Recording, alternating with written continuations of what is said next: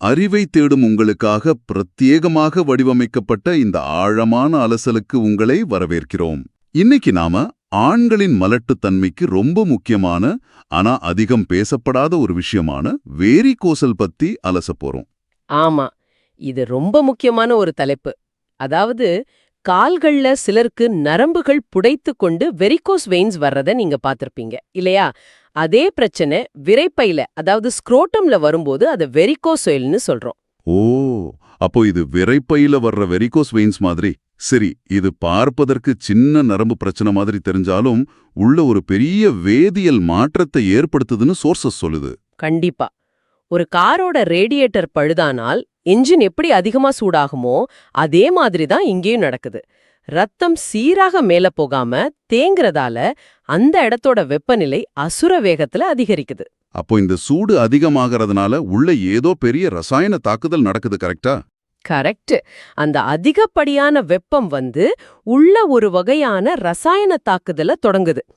இததான் மருத்துவத்துல ஆக்சிஜனேற்ற அழுத்தம், அதாவது ஆக்சிடேட்டிவ் ஸ்ட்ரெஸ்ன்னு சொல்றாங்க. ஆக்சிடேட்டிவ் ஸ்ட்ரெஸ்ஸா அப்படின்னா என்ன? அதாவது அந்த தேங்கிய ரத்தத்துல உள்ள நச்சுக்களும் வெப்பமும் சேர்ந்து விந்தணுக்களின் டிஎன்ஏவையே சிதைச்சிடுது. இத டிஎன்ஏ ஃப்ராக்மெண்டேஷன்னு சொல்லுவோம். இது விந்தணுக்களோட எண்ணிக்கையை குறைக்கிறது மட்டும் இல்லாம அதோட நகரும் திறனையும் பாதிக்குது. நிஜமாவா? டிஎன்ஏ அளவிலேயே பாதிப்பு வருதுன்னா இது பெரிய விஷயம்தான். சரி, எனக்கு ஒரு சந்தேகம். இந்த மாதிரி வெப்பமும் அழுத்தமும் தொடர்ந்து இருந்தா அந்த விரைப்பே சுருங்கிடுமா? இது பலருக்கும் இருக்கிற ஒரு பயம்தான். ஆமா, குறிப்பா இந்த கிரேட் 3 அளவுக்கு பெரிய வேரிகோசீல் இருந்தா உடனே அது நிரந்தர பாதிப்பை ஏற்படுத்திடுமோன்னு நிறைய பேர் பயப்படுறாங்க. அந்த பயம் நியாயமானதுதான்.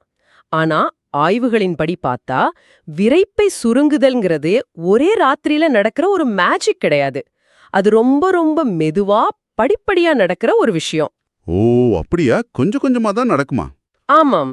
11 வயதினருக்கு சில சமயங்கள்ல எந்த சிகிச்சையும் இல்லாமலேயே காலம் செல்ல செல்ல இது சீராகிடுறதும் உண்டு. அதனால உடனே இதை நினைச்சு பதற்றப்பட வேண்டிய அவசியம் இல்ல. அப்பாடா, இது ஒரு நல்ல செய்தி. ஒருவேளை சிகிச்சை தேவைப்பட்டா இந்த இரத்த தேக்கத்தை எப்படி தடுக்கலாம்? இதுல 2 முக்கிய வழிகள் இருக்கு. ஒன்னு மைக்ரோ சர்ஜரி, இன்னொன்னு அறுவை சிகிச்சையே இல்லாத எம்போலைசேஷன் முறை. எம்போலைசேஷன், அது எப்படி பண்ணுவாங்க? இந்த முறையில லோக்கல் அனஸ்தீசியா கொடுத்துட்டு ரொம்ப சிறிய சுருள்களை, அதாவது காயில்ஸ அந்த பழுதான நரம்புக்குள்ள செலுத்துவாங்க.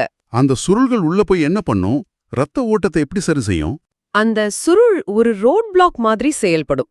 அதாவது அந்த பழுதான நரம்ப அது அடைச்சிறதால உடல் தானாகவே அந்த ரத்தத்தை மத்த ஆரோக்கியமான நரம்புகள் வழியா திருப்பி விட்டுடும். வாவ்! டிராஃபிக் ஜாம் ஆன ரோட்டு மூடிட்டு பைபாஸ் வழியா வாகனங்களை அனுப்புற மாதிரி இருக்கு. உடலோட அந்த தடவமைப்பு ரொம்ப ஆச்சரியமா இருக்கு.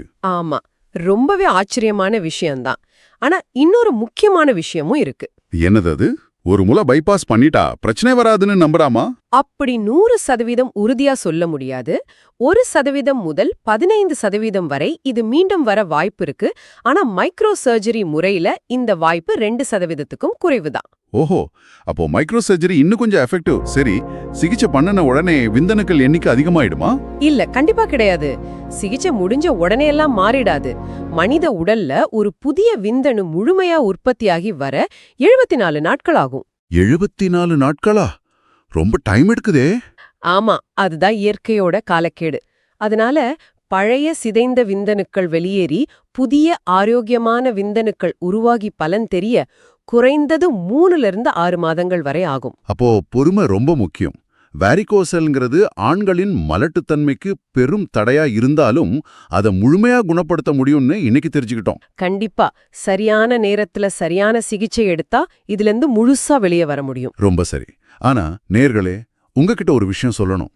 இந்த வேரிகோசல் பிரச்சனை இருக்கிறவங்களுக்கு மட்டும்தான் வெப்பத்தால ஆபத்துன்னு நினைக்க வேண்டாம். ஆமா, நாம டெய்லி போடுற ரொம்ப இறுக்கமான உடைகளோ இல்லனா எந்நேரமும் பேண்ட் பாக்கெட்லயே இருக்கிற மொபைல் போனோட கதிர்வீச்சும் வெப்பமும் கூட ஒரு பிரச்சனையா இருக்கலாம். கரெக்ட். அதுவும் இதே மாதிரி அந்த ரேடியேட்டரை சூடாக்கி விந்தணுக்களோட டிஎன்ஏவை சிதைக்குமோ? இத பற்றி நீங்களே கொஞ்சம் சிந்திச்சு பாருங்க.